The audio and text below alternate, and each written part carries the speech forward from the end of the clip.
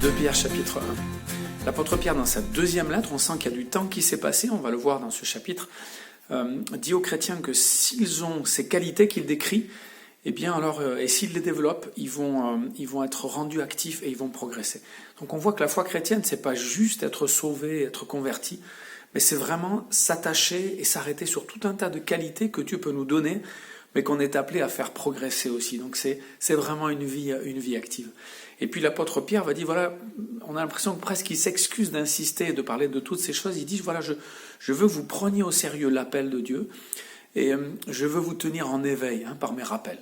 Parce que je vais bientôt quitter ce corps mortel et j'espère que mes paroles resteront. Donc l'apôtre Pierre a eu une révélation, il sait qu'il va bientôt mourir et il écrit cette lettre pour dire, voilà, je veux que tout ça, ça reste même si moi je disparais. Et puis il va insister à la fin du chapitre en disant, voilà, ce que je vous dis et ce dont on vous parle, ce ne sont pas des légendes imaginées. On était avec lui sur la montagne, quand Jésus a reçu la gloire et l'honneur de la part du Père, qui a dit, celui-ci est mon Fils bien-aimé en qui j'ai mis toute mon affection.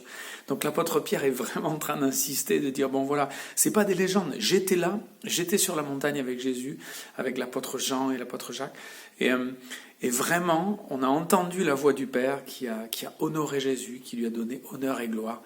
Donc vous pouvez croire à tout ça, vous pouvez tenir bon et être actif et progresser, parce que ce ne sont pas des légendes imaginées par les hommes. Nous étions là sur la montagne et nous avons vu Jésus. Bonne journée à tous.